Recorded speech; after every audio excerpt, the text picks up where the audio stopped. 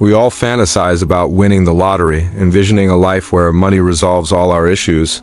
Picture this: with enough wealth, we could purchase anything we desire, stop working, and revel in luxury. However, history offers a more sobering lesson. Sudden, unearned wealth can be a curse rather than a gift. This is the tale of the Spanish Empire. In the 16th century, they didn't just win the lottery. They discovered a treasure trove. They unearthed the world's largest silver reserves and became the undisputed rulers of the globe, holding an empire on which the sun never set. With a formidable military, grand ships, and divine favor, they appeared unstoppable until everything began to unravel. They learned a harsh economic reality. Gold is not the same as wealth. Instead, it functions like a drug, and Spain was on the brink of an overdose. To grasp this tragedy, we must journey back to the frigid, arid highlands of the Andes in present-day Bolivia. The year is 1545, and we find ourselves in Potosí. Up to this point, Spain was a mighty power but not economically invulnerable.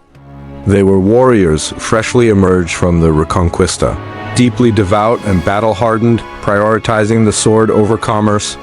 That all changed when an indigenous man named Diego Gualpa stumbled while pursuing a llama. To steady himself, he grasped a bush only to uncover a shocking sight: shimmering veins of pure silver. He had discovered the Cerro Rico, or Rich Hill, a geological marvel, practically composed of silver ore. When the Spanish conquistadors arrived, they could hardly believe their fortune. This was the El Dorado they had long sought. They quickly initiated operations, transforming Potosí from a desolate landscape into one of the world's largest cities. Within a few decades, it surpassed the populations of London and Paris, becoming a hub of greed, violence, and staggering wealth. Situated 13,000 feet above sea level, where the thin air made even casual walking laborious, Potosí thrived on human suffering. To extract the silver, Spain needed labor, leading to the implementation of the Mita system, a forced draft of indigenous workers. Tens of thousands of men were compelled into dark tunnels, laboring under brutal conditions for week-long shifts without sunlight, hauling heavy loads up rickety ladders. Legend had it that if you squeezed Spain's silver coins, blood would seep out. Locally referred to as the mountain that eats men, Potosí turned the indigenous population into expendable labor. Extracting silver was only part of their challenge. The ore was of low quality, necessitating a new industrial method, the mercury amalgamation process, where workers mixed crushed rock with toxic mercury and trampled it with their bare feet. This chemical innovation allowed Spain to harvest silver on an unprecedented scale. Between 1550 and 1800, both Mexico and Peru supplied 80% of the world's silver, with most of it funneled to Spain. They melted this treasure into bars and minted the infamous piece of 8, the first global currency accepted from Shanghai to Seville, from Boston to Bombay. Twice yearly, the treasure fleets, the Flota de Indias, would assemble in Havana. Enormous convoys of heavily armed galleons, laden with immense wealth, sailed for Spain. When they neared the Spanish coast, church bells rang, announcing their arrival to the kingdom. Kings breathed easy while bankers rubbed their hands together in anticipation. Spain emerged as Europe's superpower almost overnight. They possessed the tercios, infantry squares feared on every battlefield, and constructed magnificent cathedrals glimmering with gold. Kings like Charles V and his son, Philip II, believed it was God's will for Spain to lead the world. Yet they made a disastrous miscalculation. They perceived their amassed silver as true wealth, unaware that they were sowing the seeds of their downfall. They confused money with wealth. Money is merely a medium of exchange, but wealth encompasses the ability to produce goods, food, clothing, tools, ships.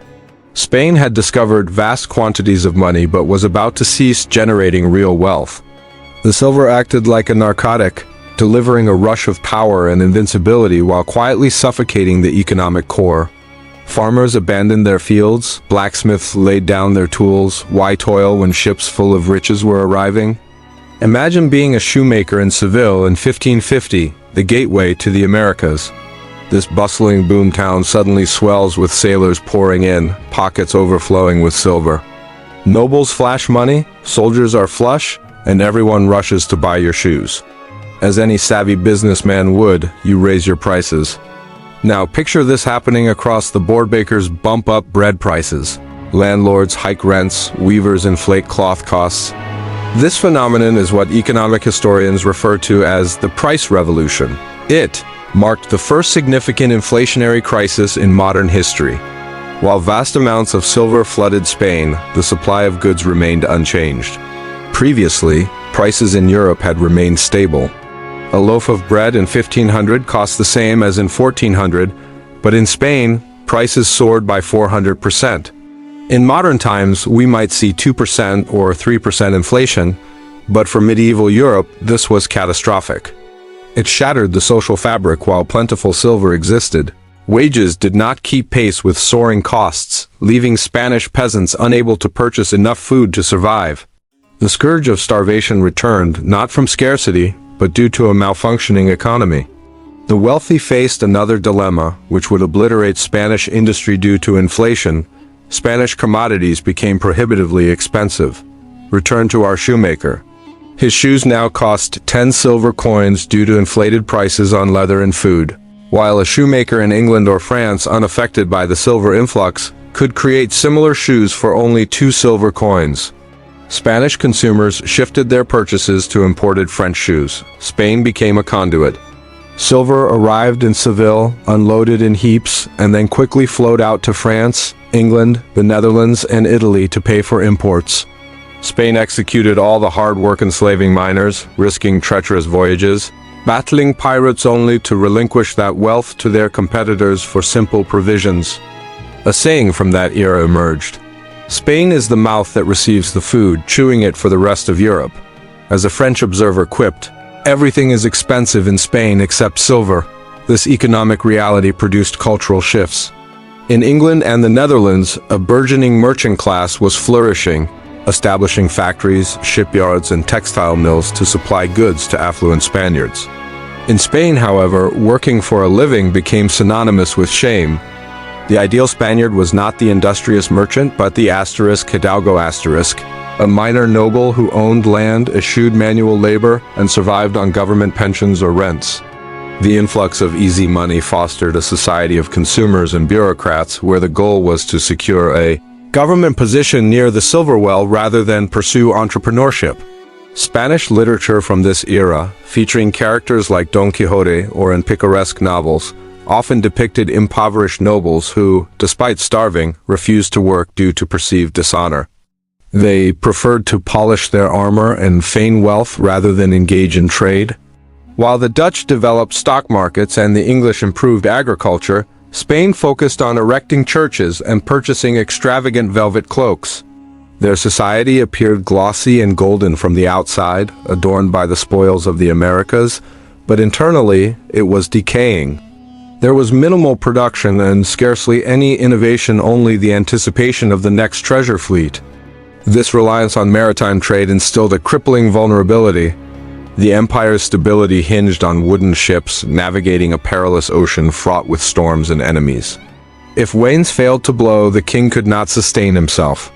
And King Philip II had a robust appetite not merely for riches but for dominion over the world, leading him to expend silver even before it arrived. King Philip II was the most powerful individual on the planet, ruling from his imposing palace, El Escorial, surrounded by monks and vast amounts of paperwork. He held dominion over Spain, Portugal, parts of Italy, the Netherlands, the Philippines, and the Americas. He was the king of the world. However, maintaining this vast empire required substantial funding. Philip viewed himself as more than a king. He saw it as his divine mission to defend Catholicism against the spreading Protestant Reformation and fend off the Ottoman Turks encroaching in the Mediterranean. This multitude of conflicts led to a series of wars that drained financial resources. He clashed with the Ottoman Turks in the Mediterranean, culminating in the significant Battle of Lepanto. Additionally, he confronted the French for dominance in Italy, but his most significant financial drain arose from the Netherlands. Although a Spanish possession, the Netherlands was also the cradle of capitalism and Protestantism, and the Dutch revolted. In response, Philip dispatched the army of Flanders to suppress the insurrection, igniting the 80 Years' War. This conflict became a logistical nightmare. Transporting troops to the Netherlands meant marching them from Italy through the Alps to northern Europe, incurring costs to pay, feed, and clothe an army of 70,000 men thousands of miles from home for decades. Because Spanish industry had been decimated by inflation, they often lacked the capacity to produce their own weapons, relying on purchasing gunpowder and cannons from foreign merchants, sometimes even from the Dutch. The silver from Potosí was essentially funding Spain's adversaries. Then came the obsession with England. Queen Elizabeth I stood as a Protestant heretic in Philip's eyes, while her privateers, such as Francis Drake, continually pilfered his silver ships. In 1588, Philip took the ultimate gamble by launching the Spanish Armada, the largest naval fleet ever assembled at that point in history. 130 ships, 30,000 men, and thousands of cannons. The financial burden was staggering. Instead of utilizing existing silver, Philip bankrolled the operation with anticipated income. This brings us to the darker side of Spanish finance, the ayentos. These were short-term, high-interest loans from German and Genoese bankers, such as the Fuggers and the Welsers. Philip essentially secured payday loans on an imperial scale, approaching bankers with requests like, "Lend me 5 million ducats now to build the Armada, and I'll repay you with the treasure fleet when it arrives in 6 months." The bankers, enticed by prospects of vast fortunes, agreed, often charging interest rates of 10%, 20%, or even 40%. However, the Armada met disaster, not defeated by a superior fleet, but by adverse weather and unfortunate miscalculations. Storms battered the Spanish Armada against rocks off the coasts of Scotland and Ireland, resulting in half the fleet sinking and thousands of sailors perishing. Upon receiving the news, Philip reportedly lamented, "I sent my ships to confront men, not the winds and waves of God." Yet the bankers showed little concern for divine intervention. They wanted their repayments. With ships resting at the ocean floor and cannons rusting in salt water, the investment was lost, but the debt remained, with interest accruing. Inescapably, the resource curse devolved into a debt trap. By the late 1570s, the interest payments on Spain's national debt surpassed the entire tax revenue of the empire. Imagine this: every coin the government received in taxes, plus every ounce of silver from the New World, wasn't sufficient to cover the interest on existing loans. They weren't paying down principal debts. They were merely keeping their heads above water. The king was ensnared in a cycle of treadmill he could not escape. He was compelled to borrow more just to manage the previous debts, mortgaging Spain's future for generations. He sold tax collection rights, noble titles, and squeezed peasants until they had nothing left to give. In essence, the Genoese bankers effectively held dominion over the Spanish Empire. Silver would arrive in Seville, be unloaded, and immediately transfer to the ledgers of Italian bankers. Spain became nothing more than a transport service for its creditors, and the system teetered on the edge of collapse. It would only take one bad year, one hurricane sinking a fleet, or a single pirate raid for the entire structure to crumble.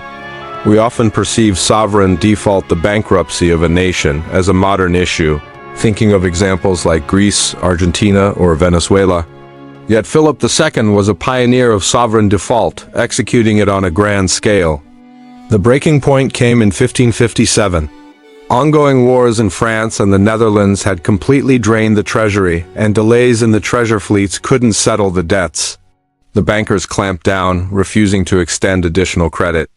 Philip II subsequently found himself before his court, issuing a royal proclamation suspending all payments to creditors, essentially asserting, "I will not pay you." This unprecedented declaration sent shockwaves through Europe, with financial institutions in Antwerp and Genoa collapsing overnight and wealthy families losing their fortunes.